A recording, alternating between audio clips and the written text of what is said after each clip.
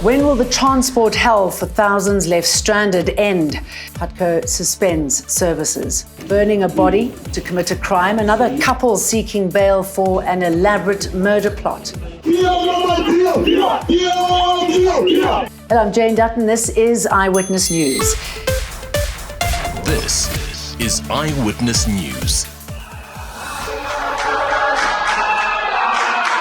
Remembering Katlego Mpolo and the short life of one of Tabo Bester's victims.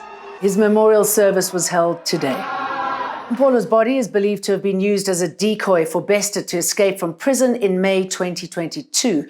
8 people have been arrested in connection with the incident, including Bester, his girlfriend, and former G4S security personnel. Mpolo's family has laid charges against the state and G4S and says they will not rest until they get justice. The memorial service took place in Bloemfontein. Thousands of commuters were not able to travel to work today. They were left stranded, many with tickets and no idea when their transport straits would end. Putco says the bus company has no money for diesel and that it notified the Gauteng Roads and Transport Department 2 weeks ago that it was low on diesel, and yet they still haven't been paid.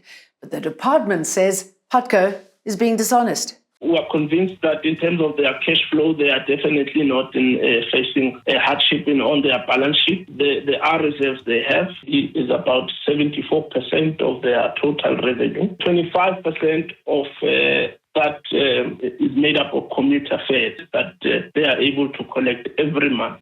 We can confirm as Putco that the reason we suspended our bus service was because of the fact that we did not have the diesel. We couldn't, in fact, afford to procure the diesel because of the fact that our March subsidies were not processed by the Department of Roads and Transport in Gauteng. And on the 5th of May, our passengers can expect the full bus service to be back on the roads as they would normally have it. And we apologize profusely for the inconvenience that has been caused by this.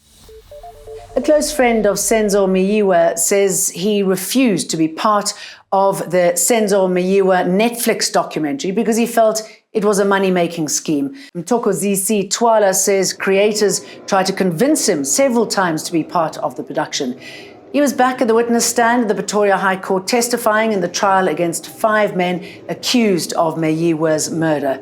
Twala was among those present when the Bafana captain was shot at the home of his girlfriend, singer Kelly Khumalo, in October 2014. State Advocate George Baloyi brought an application to have parts of Mthokozisi Twala's statements, several statements, amended or edited. He says that there were inaccuracies in the statements, and so the Criminal Procedure Act, Section 190, made provision to amend those parts.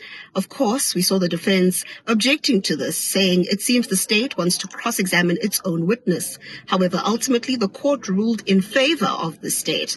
Now, one of the amendments that were made is how Mthokozisi Twala allegedly in one of the statements had written how Longwe Twala, who's one of the people who were present when Meyiwa was killed, let go of a firearm in the house when Meyiwa was shot. This is important because at no point did the previous witness who was in the house, Dumelo Madlala, ever testify that Longwe Twala, ever held a gun in the house. Of course, Mthokozisi has retracted this, now saying that he meant Longwe Twala ran past the gunman and ran outside the door. A Shoshanguve man and his wife will have to wait a little longer for bail.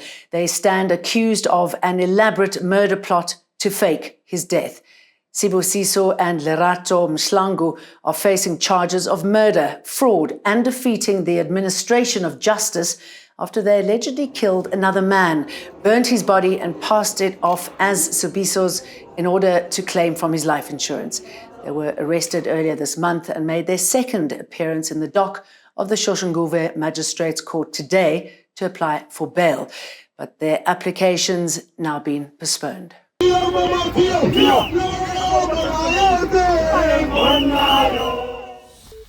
The NPA and its investigating directorate says it'll challenge the judgment handed down in the Nolani fraud and money laundering trial linked to the Guptas. The Bloemfontein High Court dismissed the first state capture case to go to trial almost 2 weeks after the state failed to make its case against 8 accused. Gupta associates Iqbal Sharma and Ronika Raghavan, as well as several former Free State officials, were acquitted of charges in the 24 million rand case. And this also happened today.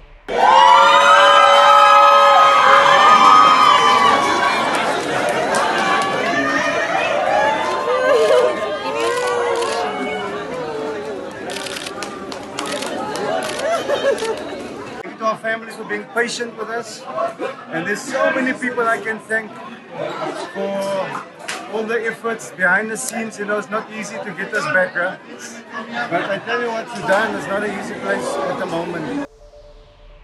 That's it for today. I'm Jane Dutton.